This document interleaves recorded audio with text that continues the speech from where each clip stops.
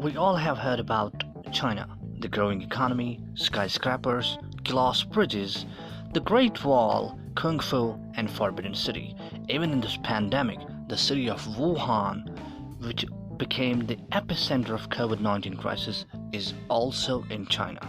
But somehow, we forget the other side of China, the occupier side of China, which has occupied the land of East Turkestan, which once was a full-fledged independent nation and was declared independent in 1949 with two successful governments. But in the name of Chinese Autonomous Region, China is muzzling voices of 8 million Uyghur Muslims. And not only Uyghur Muslims, but China is also muzzling voices of Buddhists and ethnic Christians in entire China.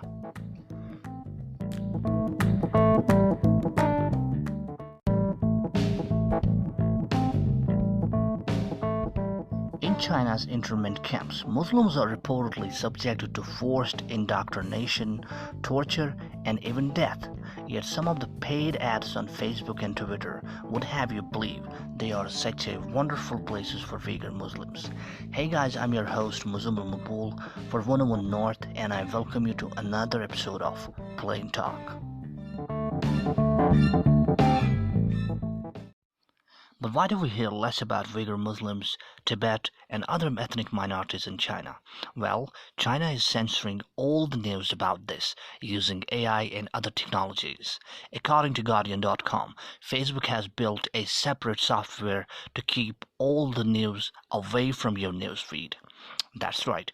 And according to Vox.com, the news that recently came in, China is paying Facebook and Twitter to help spread the anti-Muslim propaganda. Some paid ads of Facebook and Twitter would have you believe the internment camps are wonderful places for Muslim Uyghurs. And the world leaders from President Obama to Erdogan and to President Donald Trump are just doing the lip service and less concrete work on the ground. This is what President Obama had to say when he was in the White House.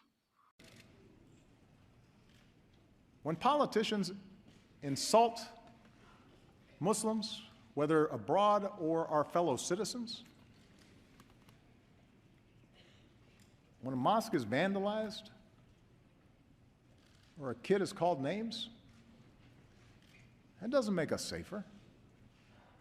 That's not telling it like it is. It's just wrong. It diminishes us in the eyes of the world. It makes it harder to achieve our goals. It betrays who we are as a country.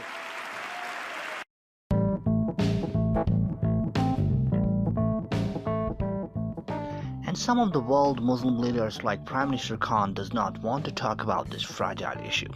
Clearly, the mighty old friend like China does not want Imran Khan to interfere in their personal matters. Really? Really? Is this really an internal matter of China where millions of these Uyghur Muslims are deprived of their basic human rights? And is this really an internal matter where organizations like United Nations Human Rights Council and OIC exist? Millions of Uyghur Muslims in China and around the world have high hopes of United States government, and this is what Trump administration had to say. The Trump administration says it is committed to the issue. The United States and the international communities will continue to express our concerns with respect to China's repression of religious groups and Christian, Buddhists, and 800,000 to possibly millions of Muslims that have been denied their freedom.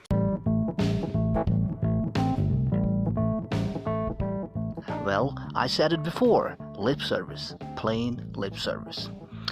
Senator Sanders, in his recent presidential campaign, spoke clearly in support of Uyghur Muslims. He also said what America should do. Listen to this. No. Will you recognize and pressure China to stop discrimination against the Uyghur Chinese minority? This is not just discrimination, it's a lot more than that. All of you know, or should know, that China has thrown about 1 million Muslims behind bars. They call them educational camps. Well, it's a funny kind of school when you have barbed wire surrounding that school. So the answer is yes, we will condemn human rights violations, including that one in China, all over the world. And you raise there's almost not enough time to get into all the issues, and we didn't talk about foreign policy, but let me just say that, and thanks for the question. This country was once a beacon of hope for people all over the world in terms of our strongly held views on democracy and human rights. Now, were we perfect? Did we violate our own vision? God knows we did. But that was what we held up as a beacon of hope throughout the world. And now we have a president who has an affinity for authoritarian governments all over the world and constantly is in a battle of words with our long-standing democratic allies. Well, we're going to change that. I want, once again, the world to know that this country believes in democracy, believes in human rights, and you don't throw 1 million people into jail in China because their religion is different than the majority.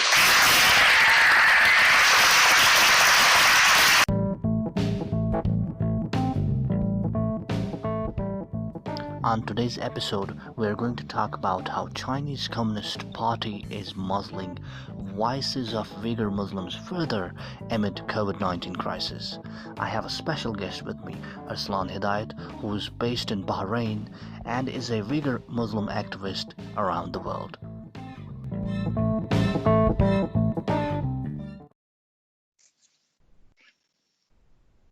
Thank you so much, Arsalan Hidayat, for being with me on Plain Talk. It's really an honor to have you on my podcast. Thank you very much for having me, Zoe. It's truly an honor for me because any platform that I get to speak about the Uyghur Muslims' plight, the more awareness is raised about this serious issue.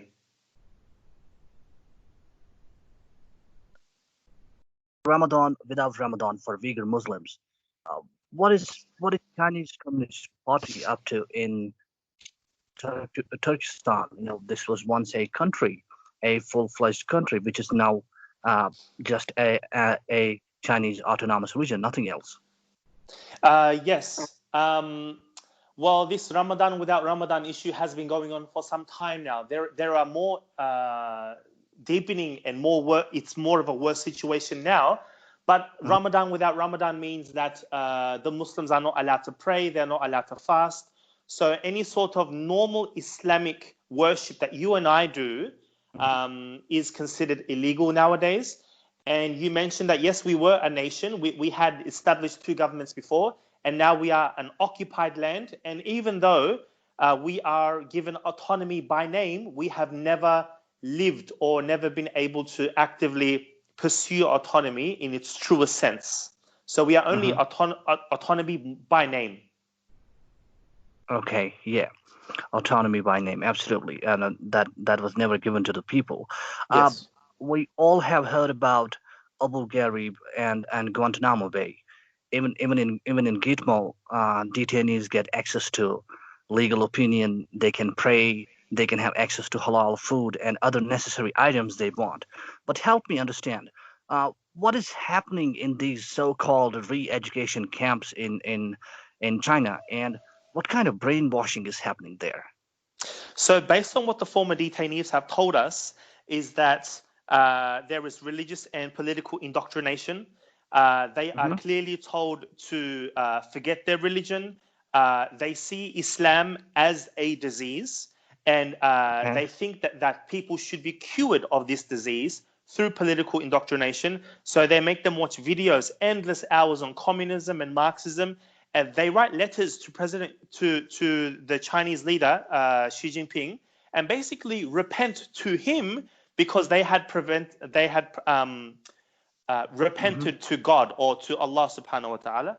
And and when we think torture, we think people being beaten and all these things. Obviously that does happen, but I'm talking about torture methods like sitting on a hard wooden chair for 15 to 20 hours or standing up against the wall for long periods of time. Sleep deprivation, they are given pills so that they do not sleep. They are interrogated.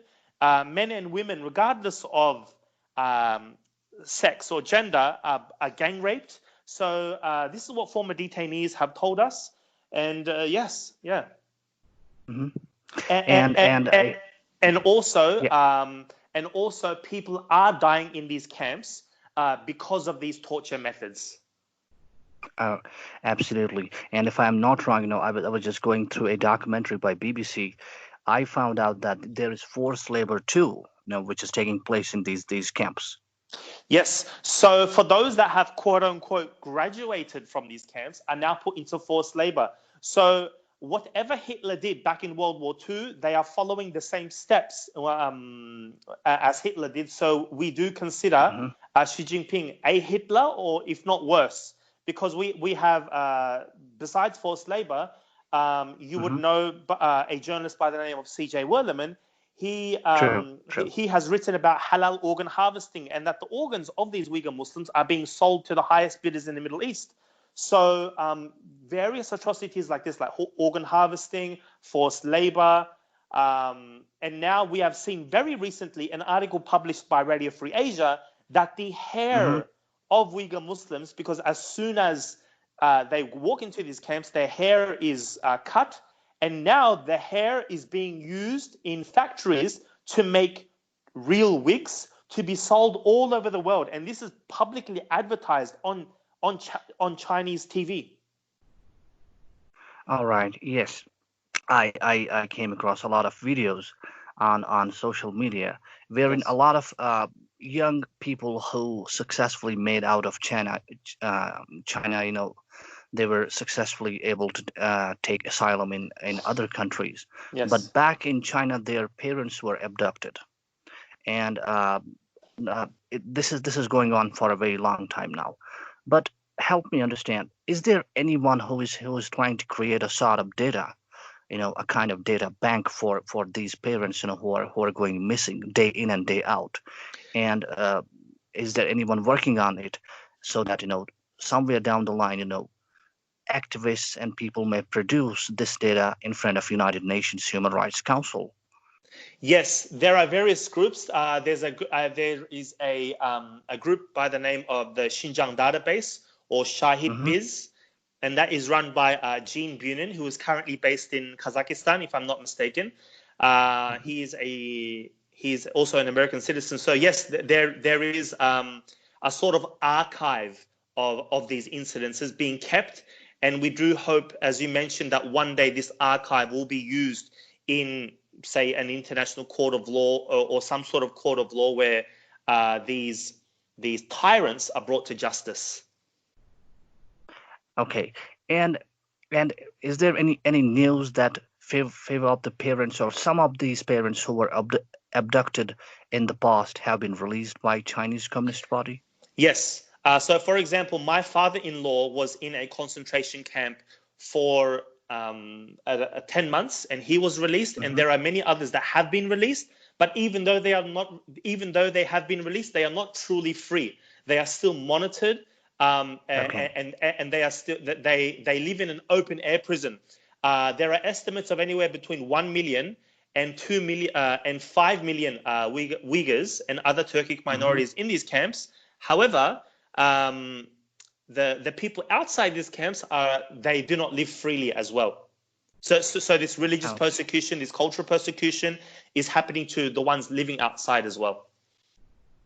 And what about if anyone is trying to get the documents like passport to travel, are they Yeah. denied that too? Yes. So passports are very hard to come. Now they are impossible for Uyghurs. They are impossible for Uyghurs. Hmm. But when Uyghurs were able to get passports, you had to pay the equivalent of anywhere between 50,000 and 100,000 American dollars. So only with Wow. those with the right connections, and even if you had the money and you didn't have the connections, Hmm. you still could not get a passport.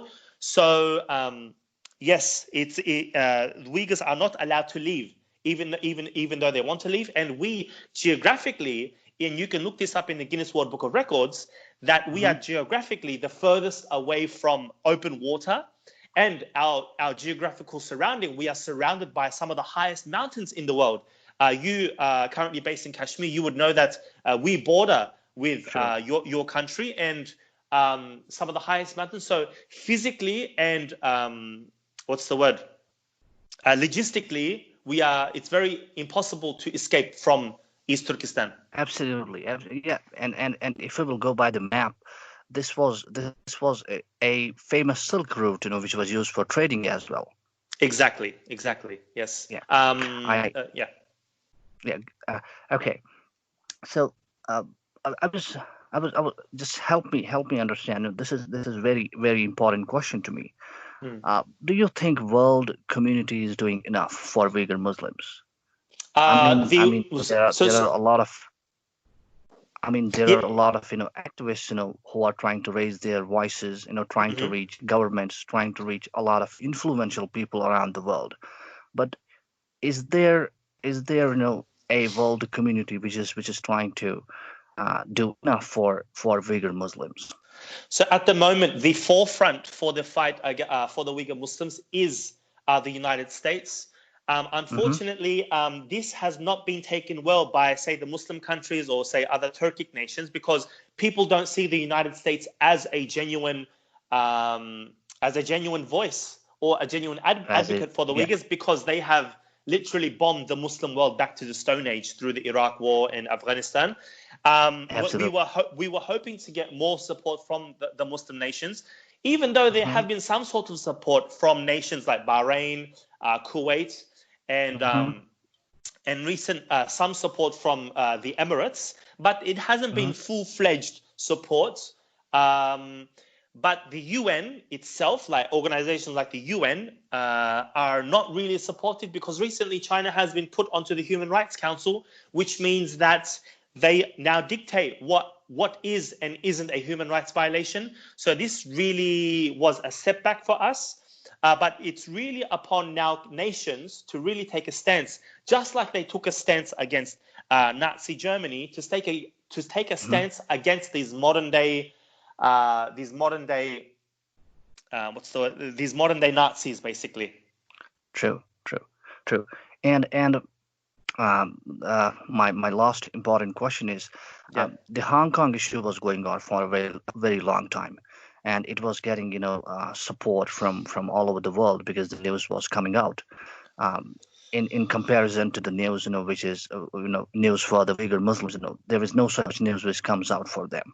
Yeah. So, do you think the coronavirus, there is a lot of discussion going on around on the internet about coronavirus was deliberately spread from Wuhan to rest of the world? Do you think this has been a deliberate attempt by Chinese Communist Party to muzzle the voices further, so that entire attention can be diverted from Hong Kong, from Uyghur Muslims and other ethnic minorities in entire China? I'm not sure exactly. I do believe it was deliberately spread, but I'm not sure Mhm. as to the reason why. Because Okay. if you look at it deeper, it's besides the Uyghur issue. I believe it is more to take over the world and become the number one superpower. Because Absolutely. yeah, because we thought that when initially the CCP virus did come to light, we thought, oh, this is going to be the end of China. However, they have, and they are, and they will eventually profit from this, because while Hmm. all of the world's economies are going down, China China is slowly getting back up, because they have gone back to work, and they are profiting from this, because many companies have fallen Hmm. because of the virus, and these assets are being bought by China for a very cheap price. True. So I believe this is my own personal opinion. I don't have that much evidence, but it looks as though this was the aim. Obviously, the Uyghur, Hong Kong, Tibetan, and other issues are second and tertiary, I believe. Absolutely. And you, as a Uyghur Muslim, and millions like you, where are you going from now? Now onwards. What is the hope? I mean, we just keep on going. You mentioned about the archives and collecting proof and Hmm. databasing that. So collecting all that information, because that's all we can do. We don't have any firearms. We can't take any physical action. And right now, within the current world's political climate, this is impossible. So collecting information, so that as to one day, just like what's happening in Syria, what's happening in Myanmar, these tyrants can be put to justice one day eventually. This is our aim. Absolutely, and I also believe that violence also begets violence. So, Yeah. peaceful resolution to this largest and the biggest problem in entire China, should be taken care of as soon as possible. I thank you so much, Arsalan Hidayat, for your time, and I hope to see you soon on Plain Talk. Thank you very much. Thank you very so much for You have a having great me. time Yes. ahead. Bye. You too. Bye.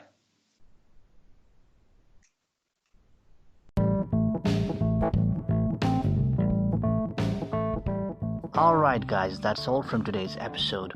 We will be back with another one soon. And hey, you can also support my podcast by logging on to patreon.com/MMP. Thank you so much, and you have a great time ahead. This is your host Muzzling Mabul signing off from Plain Talk.